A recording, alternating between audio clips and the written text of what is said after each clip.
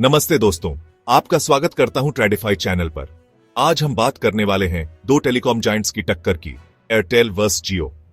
यह सिर्फ दो कंपनीज की एलडिढाई नहीं है, बल्कि भारत के टेलीकॉम और डिजिटल फ्यूचर का एक केस स्टडी है। सबसे पहले जियो की एंट्री से पहले की बात करते हैं। 2016 से पहले इंडियन टेलीकॉम मार्केट में एयरटेल लीडर था। एयरटेल ने 1994 में ऑपरेशंस स्टार्ट किए और ग्रेजुअली जीएसएम, ब्रॉडबैंड, डीटीएच सब में अपना फुटप्रिंट बनाया। डेटा के रेट्स हाई थे, एआरपीयू, एवरेज रेवेन्यू पर यूजर भी स्टेबल था और मार्केट में हेल्दी कंपटीशन चल रहा था। फिर 5 सितंबर 2016 को इंडियन टेलीकॉम सेक्टर में एक ऐसा भूचाल आया जिसने पूरे मार्केट की शक्ल ही बदल दी। रिलायंस जियो ने एक बेहद डिसरप्टिव एंट्री की। उस समय तक इंडियन कंज्यूमर्स 1 GB डेटा के लिए ₹50 तक चुका रहे थे और हर वॉइस कॉल के पैसे लगते थे। इंटरनेट स्लो था और देश का एक बड़ा हिस्सा 2G 3G पर था। इसी माहौल में मुकेश अंबानी ने एक टी-डैन विजन के साथ कदम रखा। उन्होंने सिर्फ एक टेलीकॉम कंपनी नहीं, बल्कि एक पूरा डिजिटल इकोसिस्टम बनाने का लक्ष्य रखा। इसके लिए उन्होंने RS इनपुट 5 लाख करोड़ से भी ज्यादा का भारी भरकम इन्वेस्टमेंट किया। यह पैसा पूरे देश में एक brand new, future proof ONL 4G VoLTE network बिछाने में लगा। ये ONL 4G नेटवर्क ही जियो का सबसे बड़ा हथियार था। जहां दूसरी कंपनियां 2G, 3G और 4G के पुराने नए इंफ्रास्ट्रक्चर को मैनेज कर रही थीं, वहीं जियो ने सीधे 4G पर छलांग लगाई।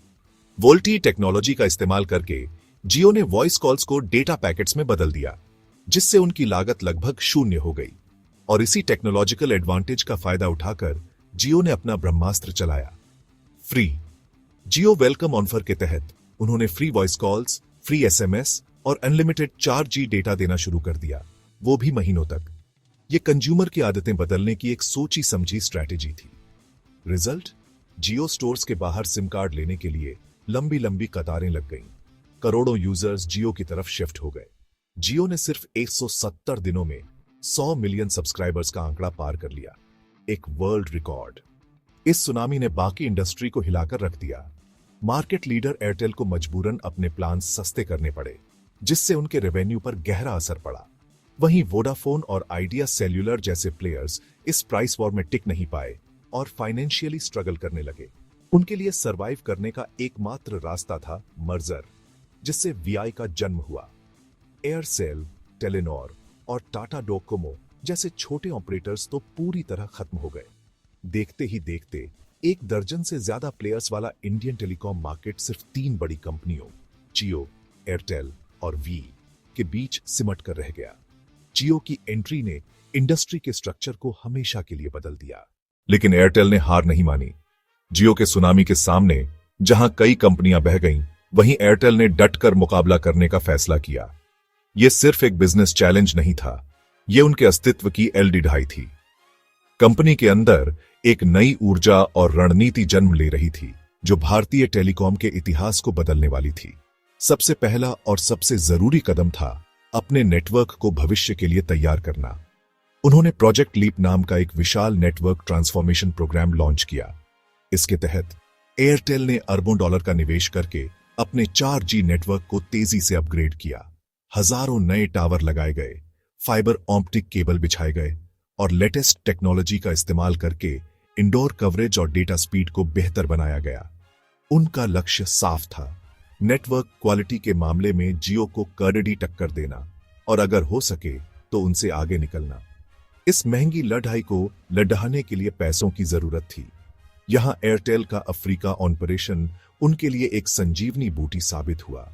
उन्होंने अफ्रीका बिजनेस से आ रहे कैश फ्लो को ऑप्टिमाइज किया और उस पैसे को भारत में नेटवर्क अपग्रेड और प्राइस वॉर में झोंक दिया। इसके साथ ही उन्होंने अपनी बैलेंस शीट को क्लीन करने पर भी फोकस किया। कंपनी ने अपने टावर बिजनेस जैसे नॉन कोर एसेट्स को बेचकर भारी कर्ज चुकाया। इस फाइनेंशियल डिसिप्लिन ने एयरटेल को एक मजबूत और लचीला फाइटर बना दिया। एयरटेल ने समझदारी दिखाते हुए जियो से सीधे सीधे हर कस्टमर के लिए LDD दिखाने के बजाय अपनी रणनीति बदली। उन्होंने मास मार्केट की अंधी दौड़ से हटकर प्रीमियम कस्टमर्स पर फोकस किया।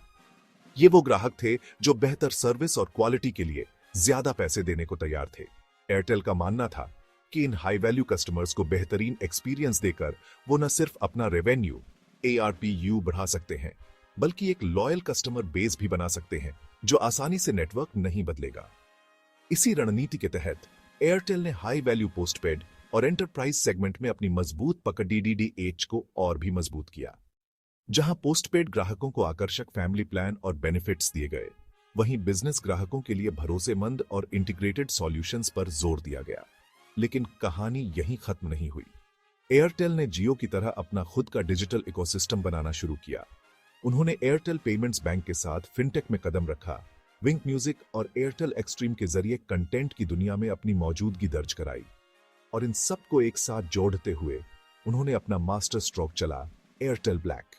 यह एक प्रीमियम ONL-in-1 प्लान था जिसमें मोबाइल, DTH और फाइबर जैसी सभी सर्विसेज एक ही बिल में एक डेडिकेटेड कस्टमर सपोर्ट के साथ मिलती है।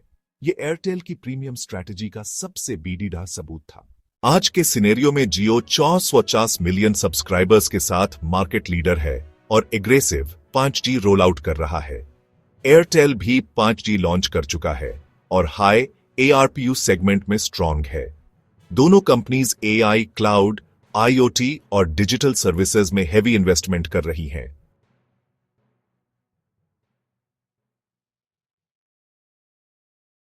जियो का स्ट्रेंथ है स्केल, अफोर्डेबल प्राइसिंग और रिलायंस इकोसिस्टम।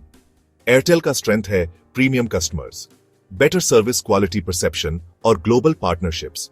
फ्यूचर में कंपटीशन सिर्फ प्राइस पर नहीं, बल्कि डिजिटल प्लेटफॉर्म्स, फिनटेक और एंटरप्राइज सॉल्यूशंस पर होगा। तो दोस्तों, एयरटेल वर्सेस जियो की यह कहानी सिर्फ दो कंपनियों की लड़ाई नहीं, बल्कि एक शानदार बिजनेस लेसन है। यह हमें सिखाती है कि मार्केट में चाहे कितना भी बड़ा डिसरप्शन क्यों ना आ जाए, एक मजबूत और स्थापित खिलाड़ी अपनी रणनीति में सही बदलाव करके न सिर्फ सरवाइव कर सकता है, बल्कि शानदार वापसी भी कर सकता है। जब जियो ने फ्री डेटा और कॉल्स के साथ मार्केट में भूचाल ला दिया था, तब कई लोगों ने मान लिया था कि एयरटेल का खेल खत्म हो गया। लेकिन एयरटेल ने घुटने नहीं टेके। उन्होंने प्राइस वॉर में आंख बंद करके कूदने की बजाय अपने ARPU यानी एवरेज रेवेन्यू पर यूजर को बढ़ाने पर फोकस किया। उन्होंने अपने प्रीमियम कस्टमर्स को पहचाना और उन्हें बेहतर नेटवर्क क्वालिटी और एयरटेल ब्लैक जैसी बंडल्ड सर्विसेज ऑफर की। ये लड़ाई अब सिर्फ सस्ते प्लान्स की नहीं, बल्कि क्वालिटी, इनोवेशन और कस्टमर एक्सपीरियंस की बन चुकी है। 5G, IoT और डिजिटल सर्विसेज के साथ ये जंग एक नए मॉडर्न एज पर खेड़ी ही है, जहां दोनों ही महारथी भारत के डिजिटल भविष्य को आकार देने के लिए तैयार हैं। लेकिन आगे बढ़ने से पहले एक जरूरी बात, ये वीडियो केवल एजुकेशनल और इंफॉर्मेशनल उद्देश्यों के लिए बनाया गया है। इसे किसी भी तरह की इन्वेस्टमेंट एडवाइस या स्टॉक खरीदने बेचने की सलाह न समझें। किसी भी कंपनी का स्टॉक प्राइस कई फैक्टर्स पर निर्भर करता है, जैसे कि सरकारी नीतियां, ग्लोबल मार्केट ट्रेंड्स और कंपनी के तिमाही नतीजे, जो इस वीडियो के दायरे से बाहर हैं। शेयर बाजार में निवेश करना जोखिम भरा हो सकता है, इसलिए कोई भी निवेश का फैसला लेने से पहले हमेशा एक सर्टिफाइड फाइनेंशियल एडवाइजर से सलाह जरूर लें और अपनी खुद की रिसर्च करें। तो इस पूरी कहानी पर आपकी क्या राय है? आपको क्या लगता है 5G और भविष्य की टेक्नोलॉजी की इस रेस में कौन बाजी मारेगा? एयरटेल का क्वालिटी फोकस या जियो का एग्रेसिव एक्सपेंशन? अपनी राय हमें नीचे कमेंट्स में जरूर बताएं। हमें आपके विचार जानने का इंतजार रहेगा। अगर आपको बिजनेस और फाइनेंस की दुनिया से जुड़ी ऐसी ही दिलचस्प केस स्टडीज देखना पसंद है, तो ट्रेडिफाई चैनल को सब्सक्राइब करना ना भूलें और बेल आइकॉन को भी दबा दें, ताकि आप हमारी कोई भी वीडियो मिस न करें।